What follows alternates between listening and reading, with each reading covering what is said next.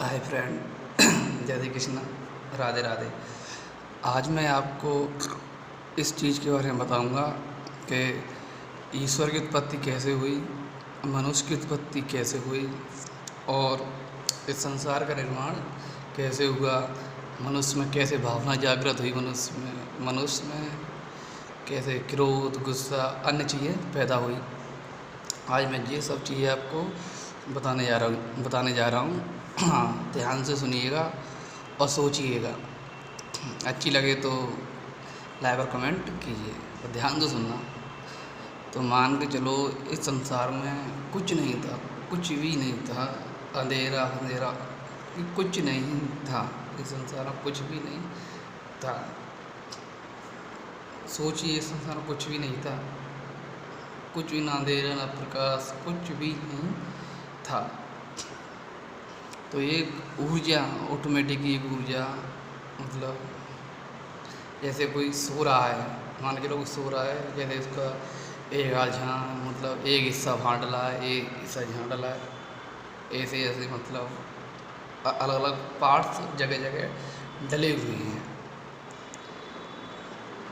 जैसे ही उसको मतलब होश आता है, जैसे वो सोच देखता है और जब वो मतलब एक रूप धारण कर लेता है अचानक से। ये सिर्फ एक कल्पना है, एक मेरे द्वारा की गई एक कल्पना है और कुछ नहीं है। तो एक वो रूप धारण कर लेता मतलब, और वो फिर वो सोचता है वो कुछ नहीं है अपन। तो उसने फिर ये सोचा होगा मतलब मैं अकेला ही हूँ, उसमें कुछ है ही नहीं, कुछ इस संसार में। तो फिर उसने एक अन्य चीज़ है, जैसे कि उसने सोचा मैं कुछ अन्य चीज़ मतलब माटी, ये उसने माटी का पुतला बनाया, उसने जो अपनी जैसा ही था, एक माटी का पुतला बनाया। फिर उसने उसमें अपनी शक्ति से, अपने टीवी में देखा होगा जैसे ऊर्जा निकलती है आदमी से, हाँ वैसे ही उसने शक्ति उस पुतले में डाली। उस पुतले में जो शक्ति उसने जो उस पुतले में डाली थी, उससे वो पुतला चलने लगा, फिरने लगा, वृद्धि हुआ, बड़ा हुआ। मतलब ईश्वर का अंश उसमें ऑटोमेटिक आ गया। ईश्वर का जो उसने जो शक्ति उसमें डाली वही ईश्वर का अंश है। मतलब प्रत्येक इंसान के अंदर, प्रत्येक व्यक्ति के अंदर ईश्वर का अंश मौजूद है, क्योंकि प्रत्येक व्यक्ति ईश्वर है। लेकिन उसको ये चीज़ें पता नहीं होती है, उसको ये चीज़ें मालूम नहीं होती हैं। ईश्वर क्या है? ईश्वर वही है जिसने एक मिट्टी की पुतली में जान डाली, उसके अंदर से जो ऊर्जा निकली, व्यक्ति में गई वो ऊर्जा, वो तो एक ईश्वर का ही अंश है। वो ईश्वर के अंदर से निकली, उस पुतली में गई, वो फिर पुतला बोला, रोया, मतलब ये सारी चीज़ें उसमें अंदर गई। फिर ऐसे ही धीरे धीरे एक पुतला बनाया, तो उसमें जान आई। तो उस पुतले ने सोचा, फिर भगवान ने सोचा कि अकेला मतलब फिर क्या करेगा जी अकेला।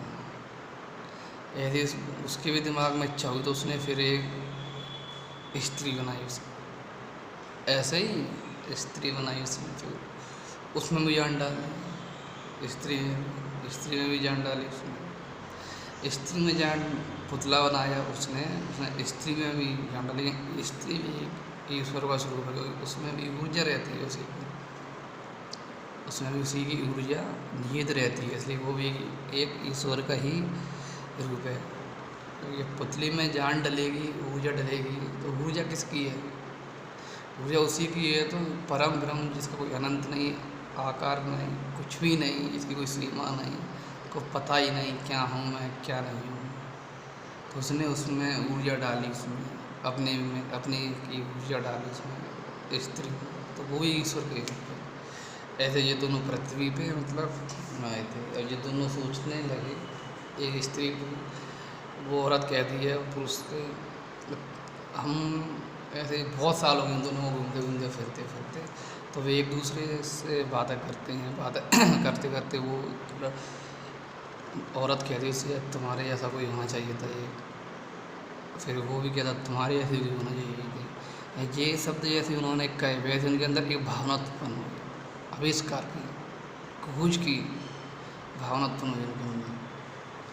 खोज की जैसे जैसे उन्हें जो भावना उत्पन्न हुई, तो वे मतलब उनके अंदर प्रतिक्रिया होने लगी, जैसे उन्होंने सोचा कोई होना चाहिए, प्रतिक्रिया हो, प्रतिक्रिया कैसे हो, जैसे उनके अंदर भावना जागी, भावना जाने जैसे जैसे जैसे वही एक करीब आए। पहले शादी ब्याह कुछ नहीं था, जब ये सब उत्पत्ति हुई थी उससे पहले कुछ नहीं था, ये तो कुछ चीज़ें बाद में बनी है ये। फिर दूसरे के समीप आए तो मतलब फिर तो जो करते गए, जो उनके मतलब जो जैसे जैसे उनकी इच्छा होती गई, दोनों भावना होती गई, जैसे जैसे तो सब करते गए। जब इन्होंने करते गए तो इनको पता चला, अरे ये क्या हुआ, हाँ ऐसे मतलब दो में से तीसरा बनता है।